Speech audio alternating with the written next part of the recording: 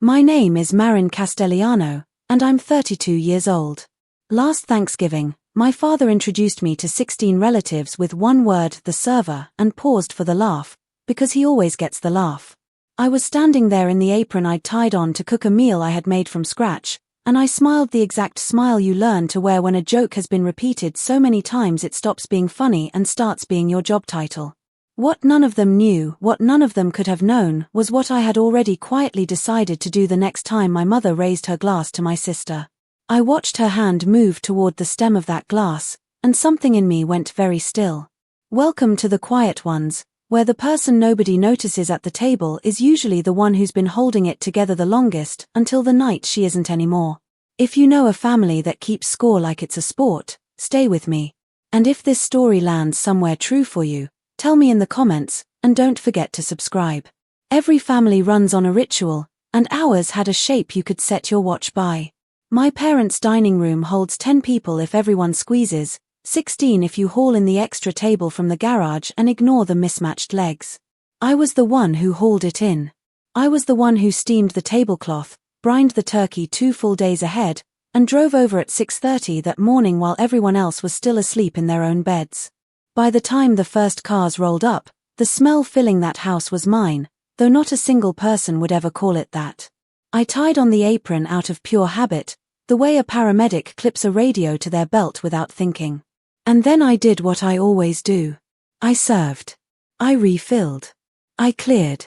My cousins settled into their chairs the way you settle into a restaurant booth, because in that room, functionally, that's exactly what I was to them.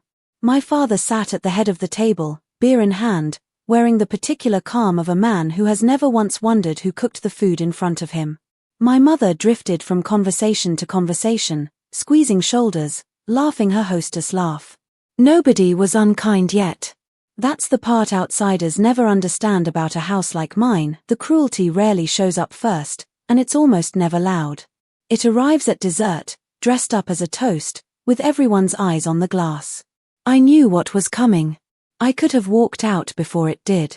Instead I told myself what I told myself every single year, just one more year, and reached for the gravy. It landed between the turkey and the pie, same as always. My uncle Leo asked my sister Bianca something about the hospital, and my father leaned back so the whole table could hear him. Well, he said, you know how it worked out with my 2 girls. One's a surgeon.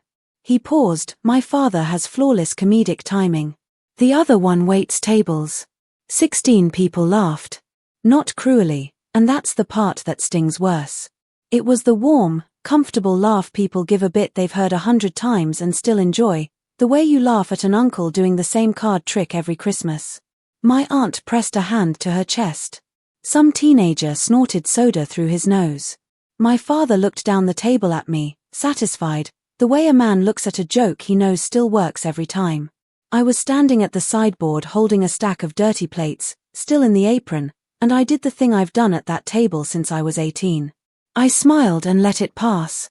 Here's what none of them understood. I had heard that exact sentence, in that exact order, at more than a dozen Thanksgivings running, and every single year it cost me a little more to keep my face from cracking. My hands didn't shake. I'll say that much. I've carried full trays through a 100-cover Saturday rush without dropping a fork.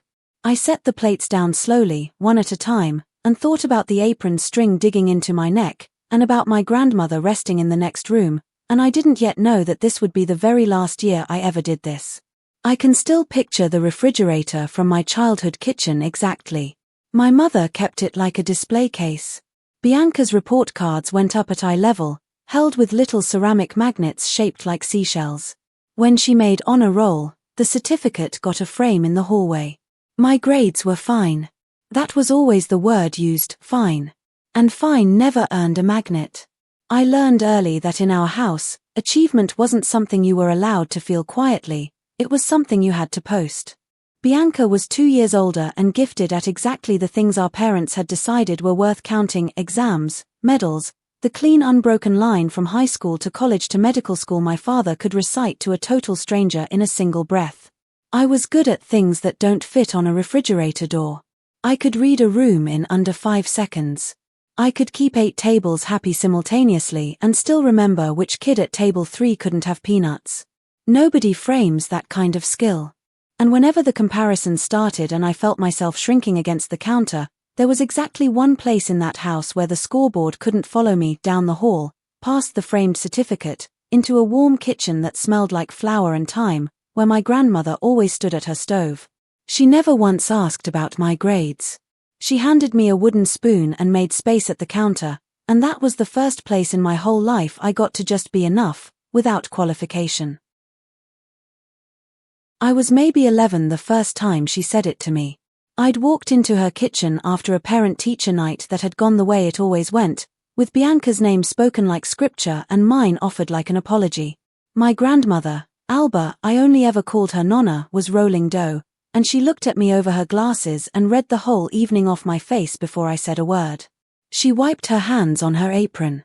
"Come sit," she said. "I want to tell you something, and I want you to keep it your whole life." I Saturday. "A job is a thing you do," she said.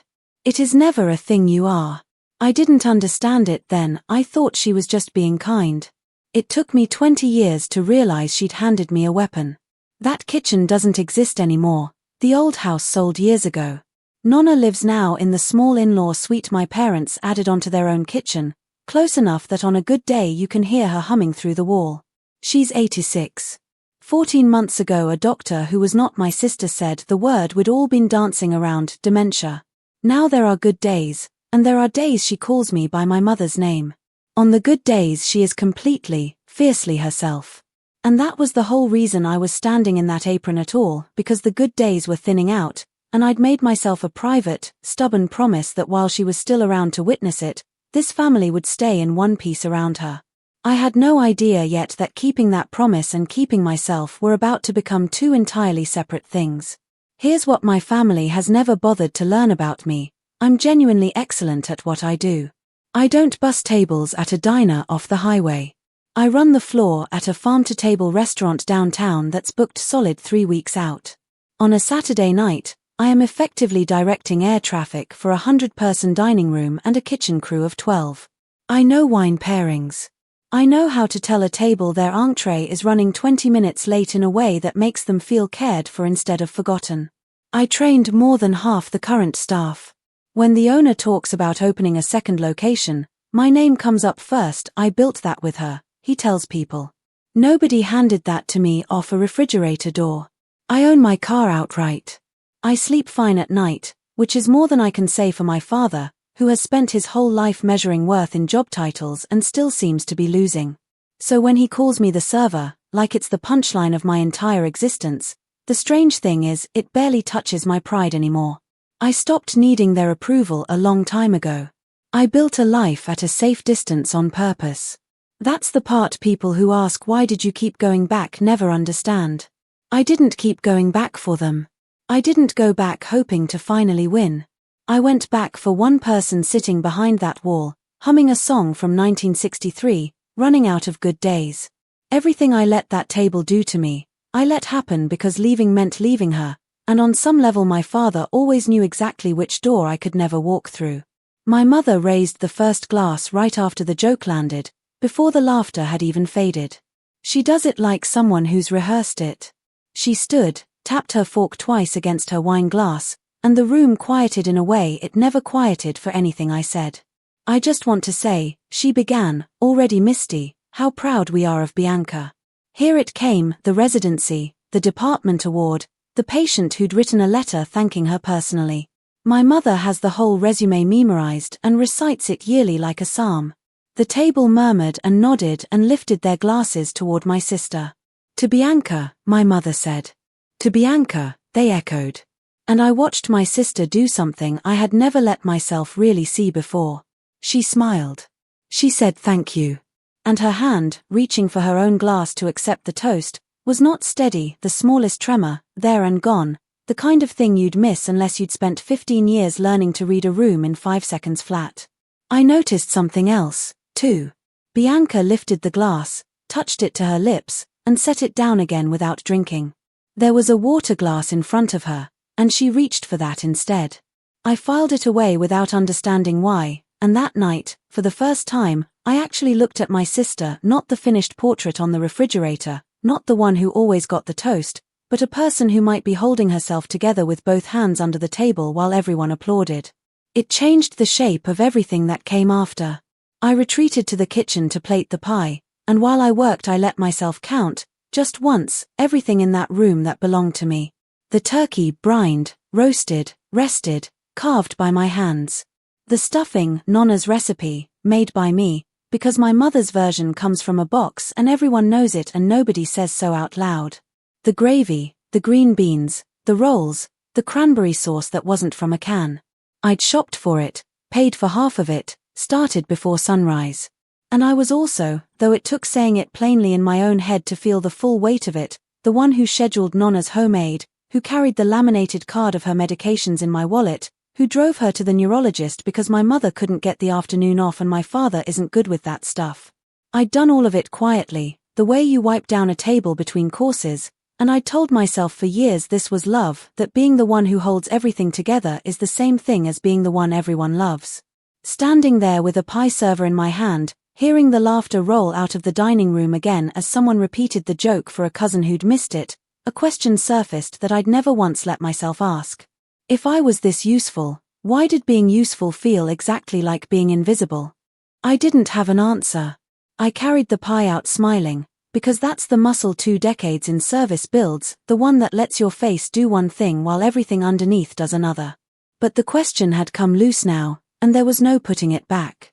I brought a plate to Nonna's suite, since crowds tire her these days, and we'd settled her into her chair by the window before the meal started. It was a good day, I could tell the moment I walked in, by the way her eyes found mine and landed, sharp and present. "There's my girl," she said. "Not my mother's name. Mine." I sat on the ottoman at her feet and handed her the pie. She ate 3 bites, set the fork down, and studied me for a long moment. "You cooked all of it again," she said. "It wasn't a question." "Somebody has to," I said, and smiled. She didn't smile back. She reached out and took my chin in her hand, the way she had when I was 11.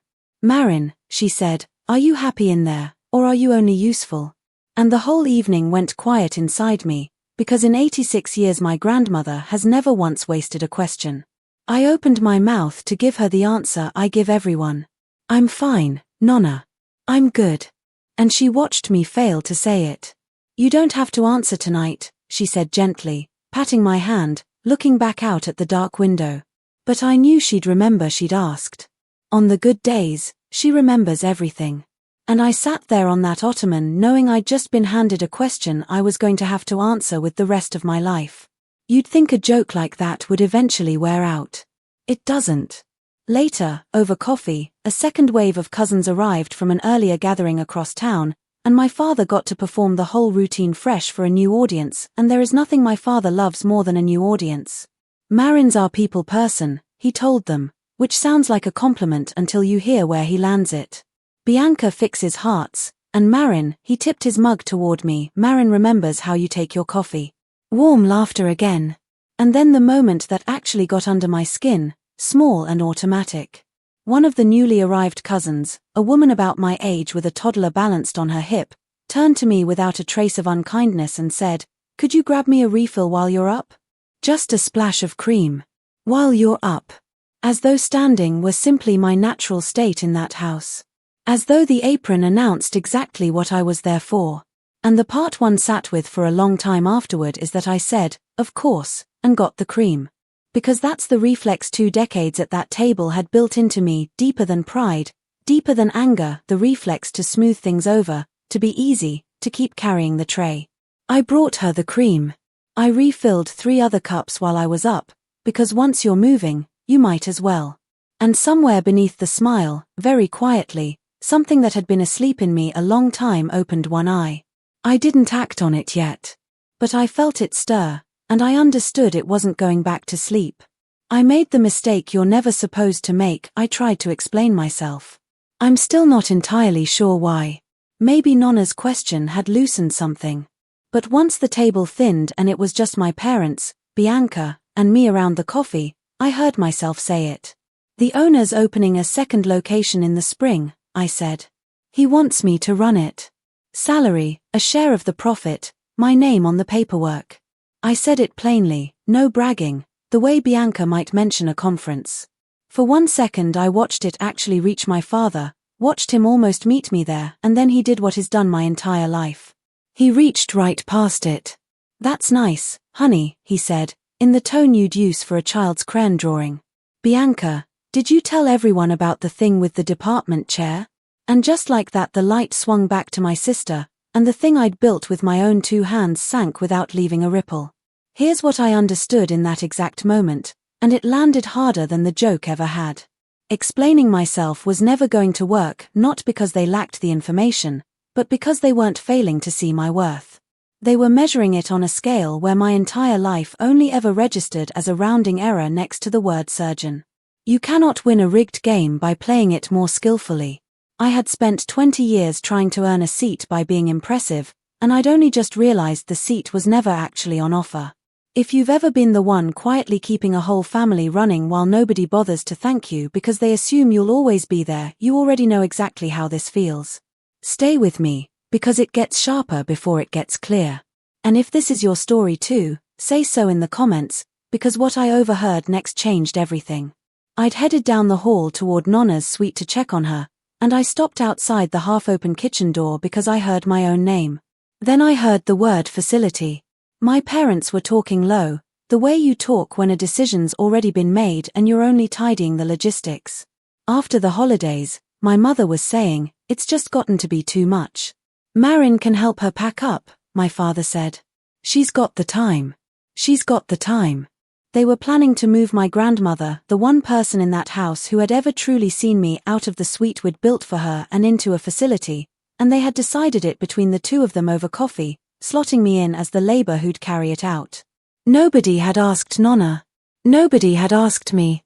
I stood in that hallway with my hand flat against the wall and felt the floor of the whole evening tilt.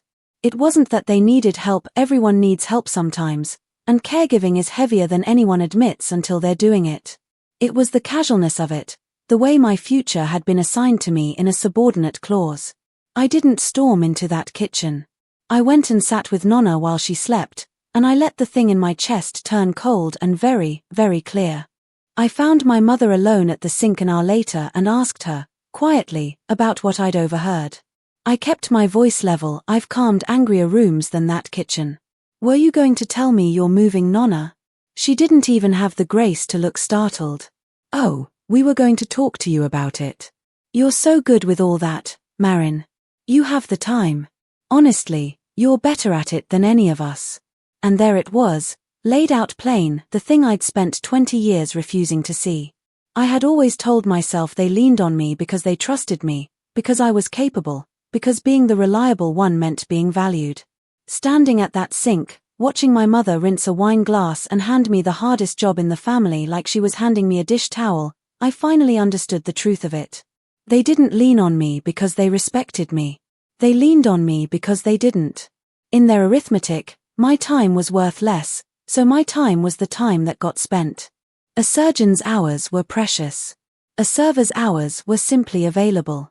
The caregiving hadn't been given to me as an honor, it had been assigned to me as a station, exactly like the apron, exactly like the folding table. My usefulness wasn't the opposite of their contempt. It was the exact shape their contempt took. "You're right," I told my mother, and she smiled, relieved, thinking I'd agreed to handle everything.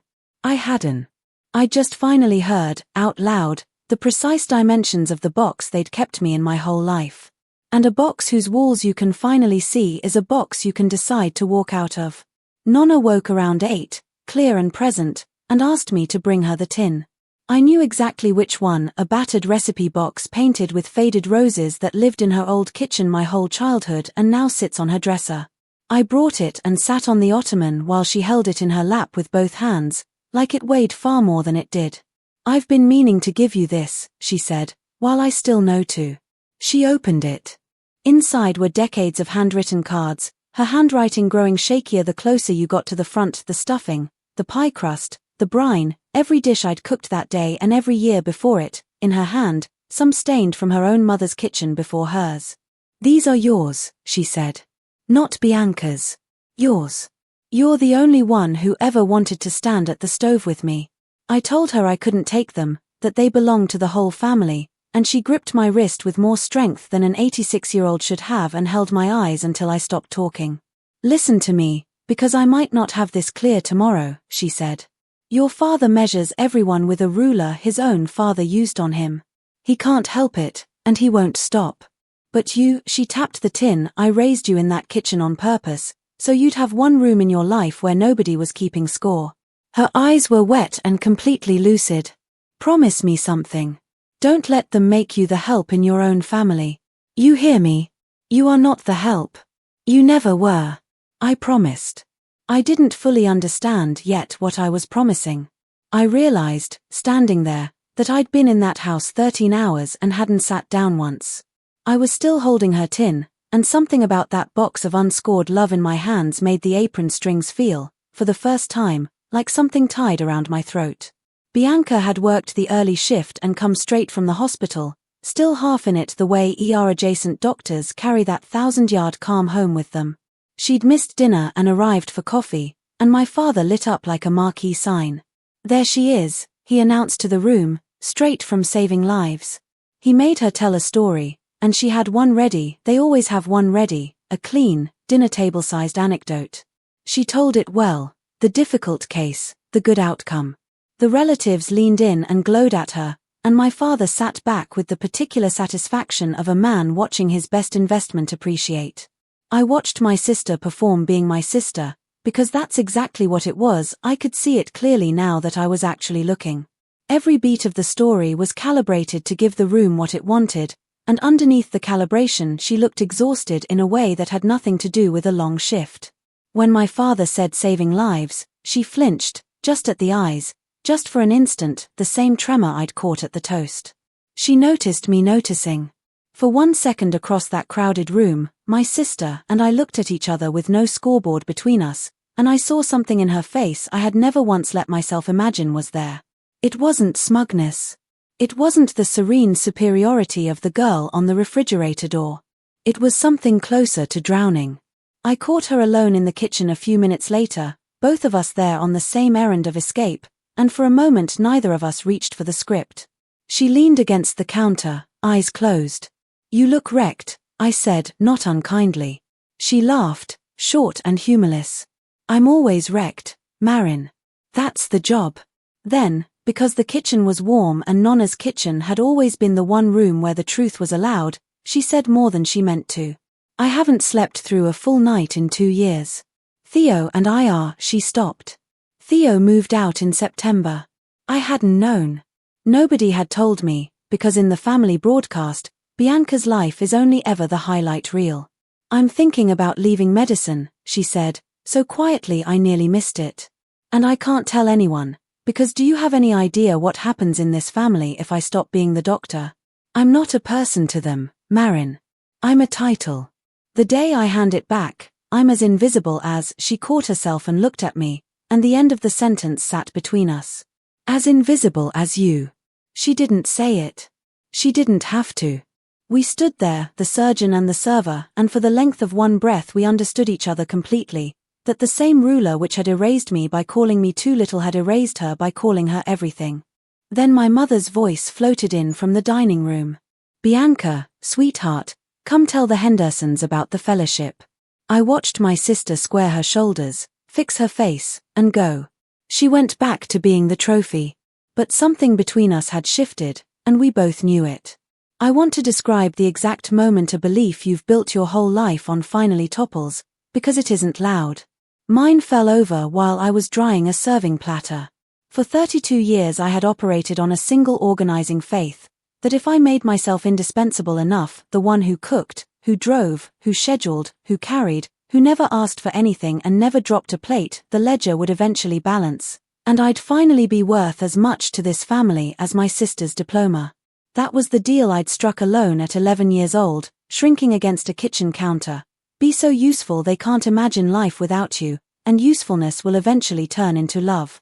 Drying that platter, I finally saw the whole shape of the lie. It was never going to become love, because I'd built the entire arrangement on their own scale. I just kept my own private column, the caregiving column, the who does more column, telling myself that if I won it, I'd win them.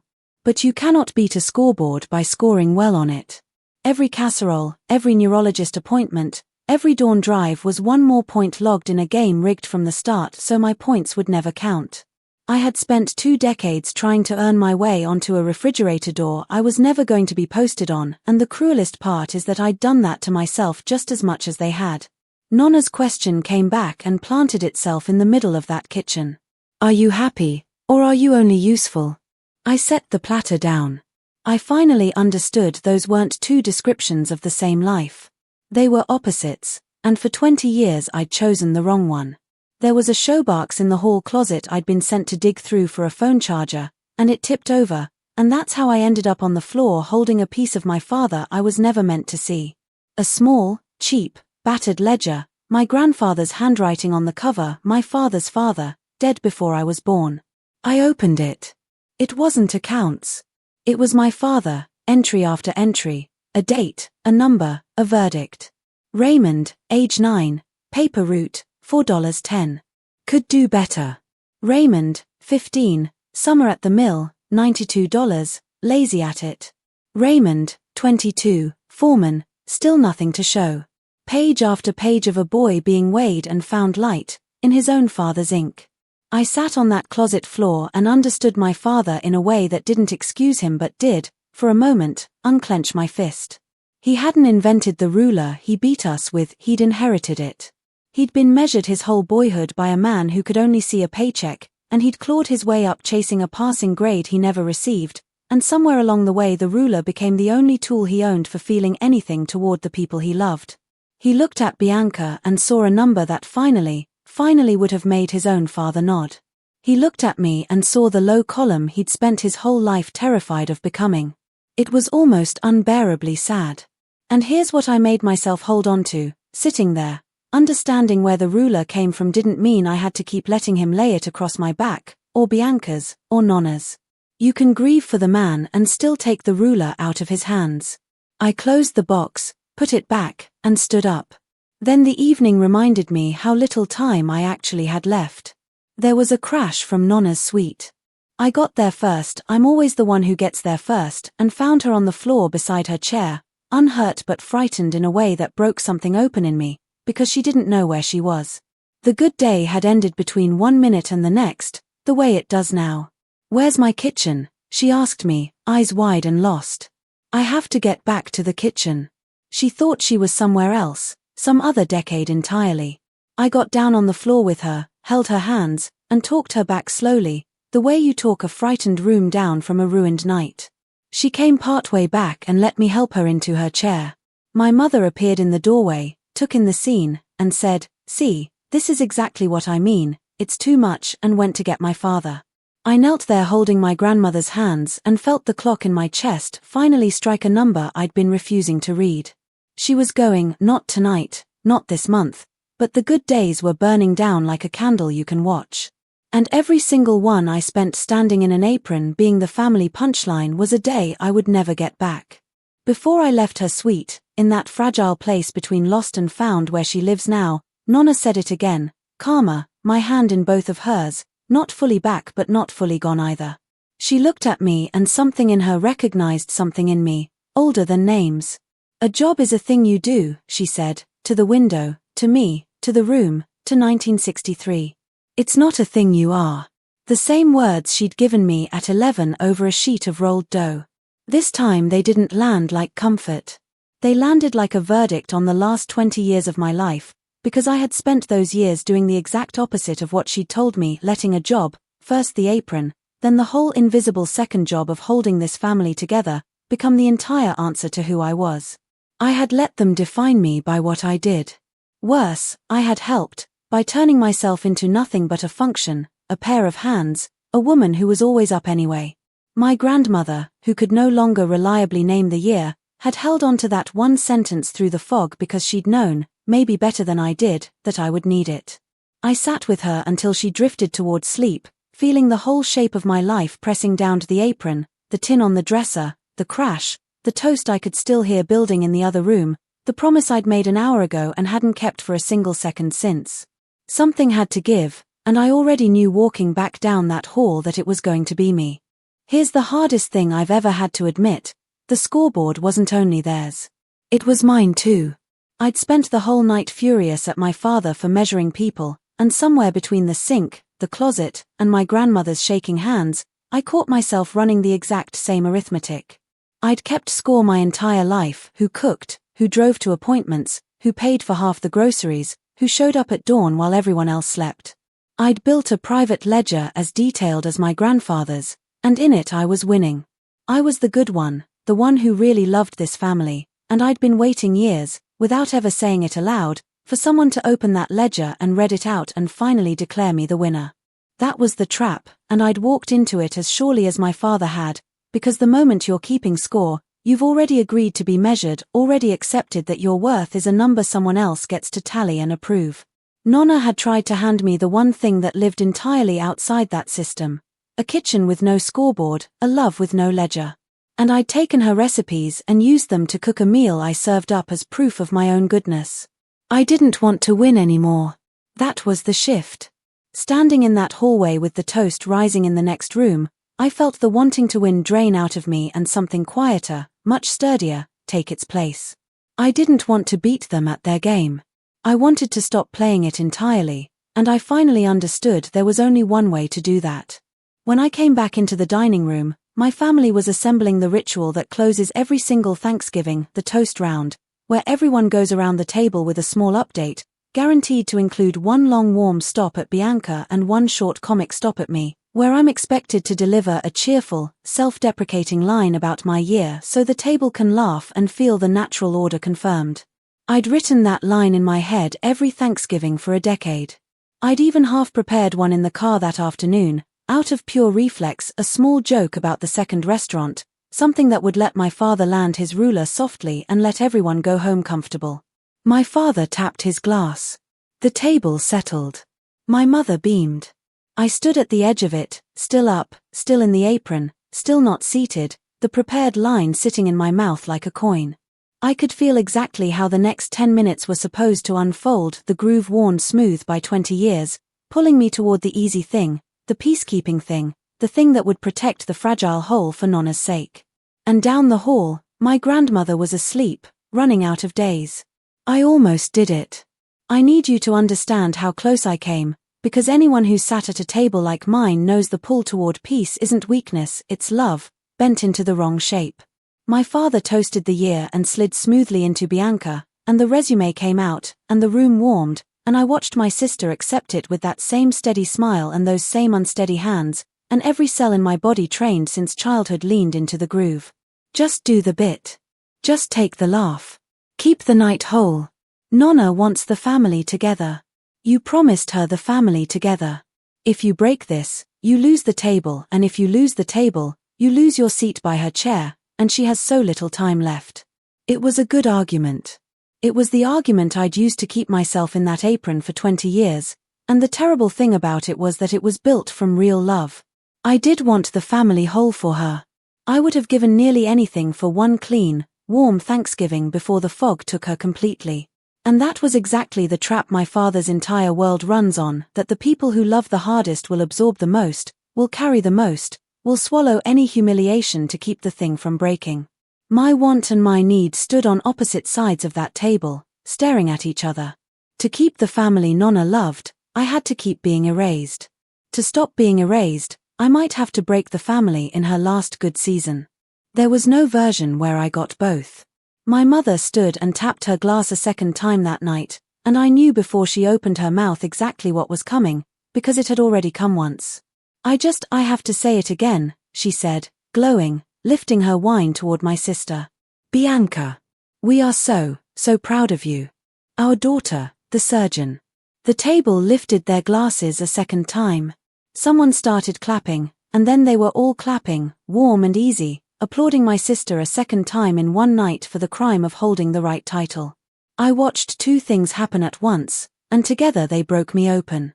I watched my sister's face, the smile stayed nailed in place, but her eyes over the rim of the glass she once again touched to her lips and once again didn't drink from, filled with something that was not pride and was not joy. It was the look of a person being buried under praise, applauded straight into a grave, drowning in the exact water everyone assumed she was swimming in. And I watched my father beaming, entirely certain he presided over a happy home, both daughters in the room, and neither of us actually there. One of us erased by too little, one by too much, the same hand responsible for both, and it was clapping now. That was the moment. Not the joke, not the refill, not even the plan to move Nonna. It was watching my brilliant, exhausted, drowning sister accept her second toast with dead eyes while a room full of people who loved her congratulated her on disappearing. I set down the coffee pot I was holding and reached back and untied the apron.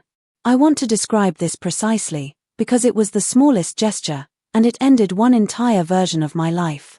I reached behind my back, untied the strings, lifted the loop over my head, and folded it once in half, the way you fold a napkin at the end of a shift. The clapping was still going. Nobody was watching me yet, I was scenery. I walked the length of the table to where my father sat and set the folded apron down beside his plate, gently, with no drama, the way you'd set down a check. Then I did the thing I hadn't done once in 13 hours in that house. I pulled out the empty chair at the foot of the table, the seat nobody ever sits in, because the food never sits down, and I sat in it.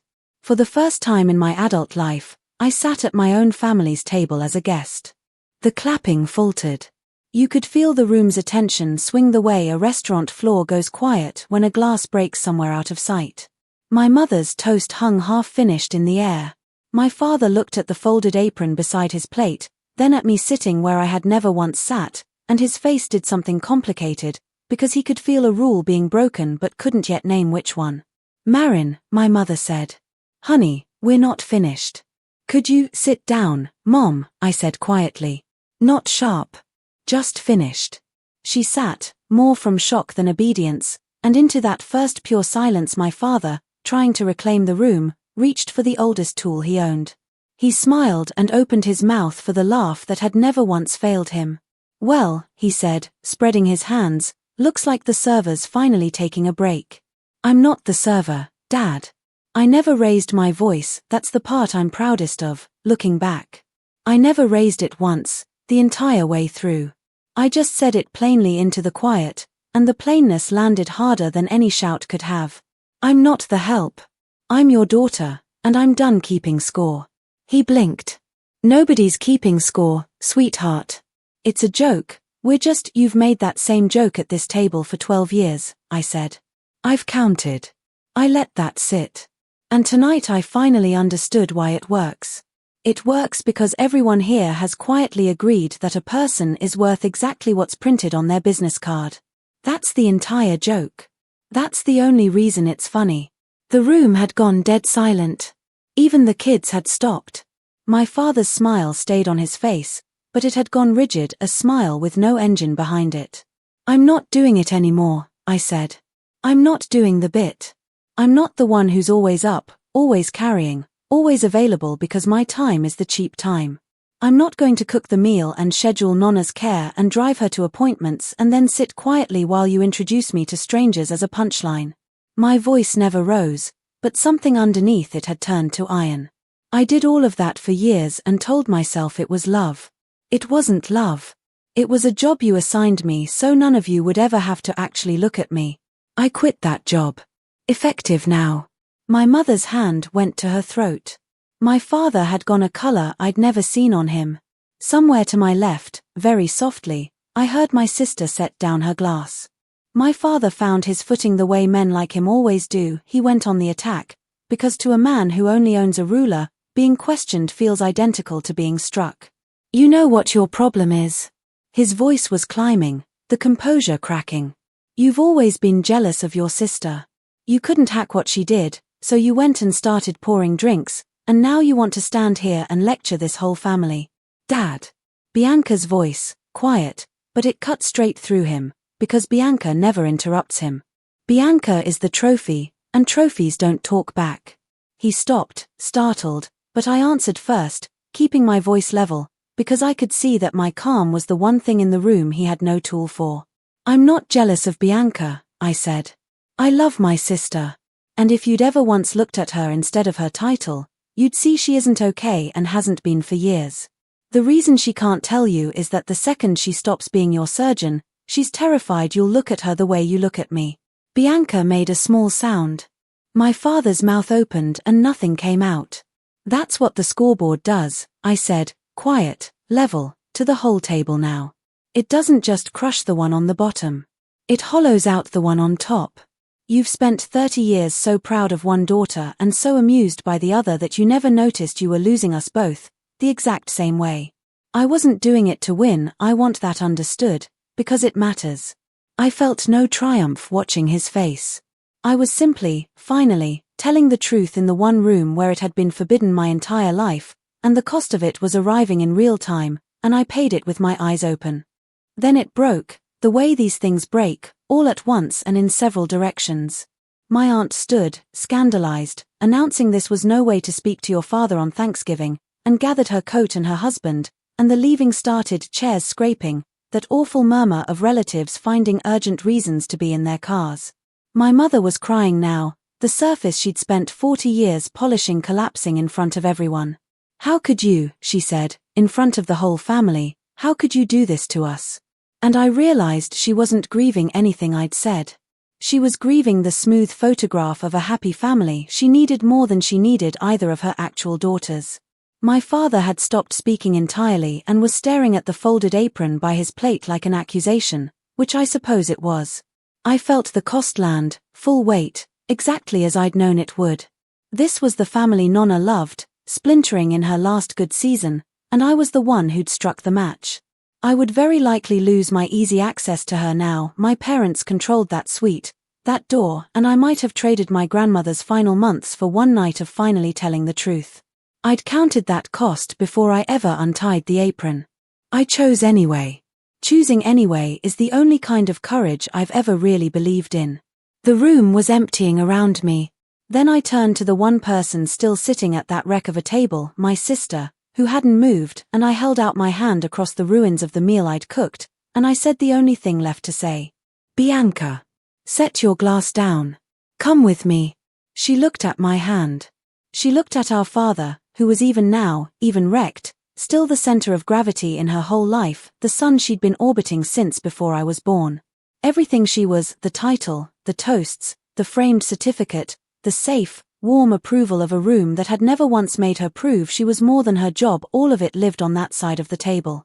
All I offered her was an open hand and a walk out into the cold with nothing printed on it. It was a far bigger leap for her than it had ever been for me. I'd been standing at the edge of that door my whole life, and she'd been enthroned in the center of the room. And I watched my sister, Dr. Bianca Castelliano, pride of the family, do the bravest thing I've ever seen a person do. She pushed back her chair. She set her glass in the middle of the table, deliberately, the way you lay down a hand of cards when you're finished playing. She stood, and she took my hand. "Okay," she said. Just that. My father said her name, Bianca, and there was something in it I'd never heard from him before, something close to fear, because his best investment was walking out of the portfolio, and for the first time in his life the ruler simply wasn't working. She didn't answer him. She held my hand, and the two of us walked the length of that dining room together, past the wreckage of the meal, past the folded apron, past our weeping mother and our silent father, past the last few relatives pretending not to watch, and out through the kitchen. I opened the door and the November cold came in clean and sharp and honest, and we stepped into it together, two daughters, no scoreboard, nothing printed on either of us but our own names. The door closed behind us, and for the first time in my entire life I walked out of that house without leaving behind the one person I loved, because she was walking out beside me. We didn't leave yet, though there was one door I'd never walk away from without stopping first, and Bianca knew it too. We slipped back in through the side entrance to Nonna's suite, quiet as thieves in our own family, to say goodnight before we drove off into whatever came next. She was awake, and by some grace I'll be grateful for as long as I live, she was all the way there, clear-eyed, present, my grandmother at the very surface of herself in the lamplight. She looked at the two of us standing in her doorway, holding hands, coats already on, faces raw from the wreck down the hall, and she didn't need anyone to explain it. She understood. She'd probably understood before either of us had. "There they are," she said softly. "My girls." She looked right at me and said the thing that closed a circle 20 years wide. "I always knew who you were, Maren, long before any of them clapped for anything. Her eyes moved to Bianca and gentled. "Both of you." She patted the arm of her chair. "A job is what you do. It was never who you are." I knelt by her chair and put my head in her lap, the way I had at 11 in a kitchen that no longer exists, and she stroked my hair, and I understood the full and terrible arithmetic of the night. In that one moment I had finally been seen, completely, by the one person whose seeing had ever truly mattered, and I had bought it at the price of the whole fragile family she'd hoped to keep whole through her last good season. I had won and lost in the same breath, in the same lamplit room, and I would not have traded a second of it. It's been a while now, and I can tell you how it settled, because the truth is quieter than the blow-up and a great deal more durable. I didn't lose my grandmother. That was the fear that had kept me in the apron for 20 years, and it turned out to be far smaller than it looked in the dark. My father was furious for exactly as long as it took him to realize I was the only one who actually knew how her care worked, the aid, the medications, the neurologist, and that his leverage over that door was empty, because he needed me on the other side of it. So we settled into a cold, practical arrangement, and I see her more now, not less, because I come as her granddaughter instead of the family's unpaid staff. We hired a second aide. Bianca pays for half, she can afford it, and for the first time in her life, she wanted to. My sister cut back her hours in the spring. She's in therapy. She and Theo are talking again, slowly. She calls me most Sunday nights, and we don't compare anything. We just talk, two people instead of two titles, which turns out to be the realest thing either of us has ever had. The family is smaller now. A few relatives sided with my father, and a few quietly texted me things they'd never say aloud at that table, that they'd always wondered how I put up with it. Thanksgiving this year was 7 people in my apartment instead of 16 in that dining room. I cooked, because I love to cook, using Nonna's recipes out of the tin box with the faded roses that now sits on my own counter.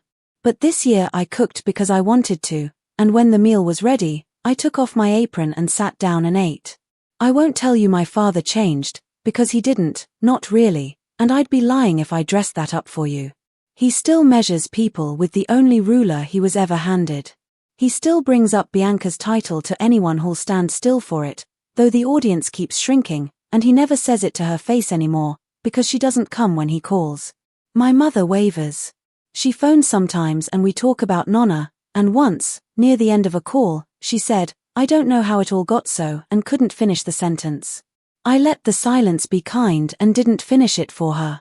The scoreboard is still hanging on the wall of that house. I didn't tear it down. You can't tear down something that lives inside another person. But I stopped standing beneath it, and so did Bianca. And here's the part that matters most to me. My niece, Bianca's daughter, 7 years old, was in my kitchen last week and told her mother, out of nowhere, Aunt Maren makes the best food in the whole family. And Bianca said, she does. Nobody kept score. Nobody had to. Here's the only thing I know for certain after all of it. A title tells you what someone does on a Tuesday, and it will never once tell you who they are when the lights go down and the clapping stops. That's my story, one apron folded and set beside a plate, one glass returned to the table, and a grandmother who saw me long before anyone thought to clap for anything. If there's someone in your life you only ever introduce by their job, the nurse, the teacher, the one who's always up, always caring, always available, call them tonight and ask them who they actually are. Then send this to the person you already thought of while I was talking. Thank you for being here, truly. Tell me in the comments, who was the one who saw you?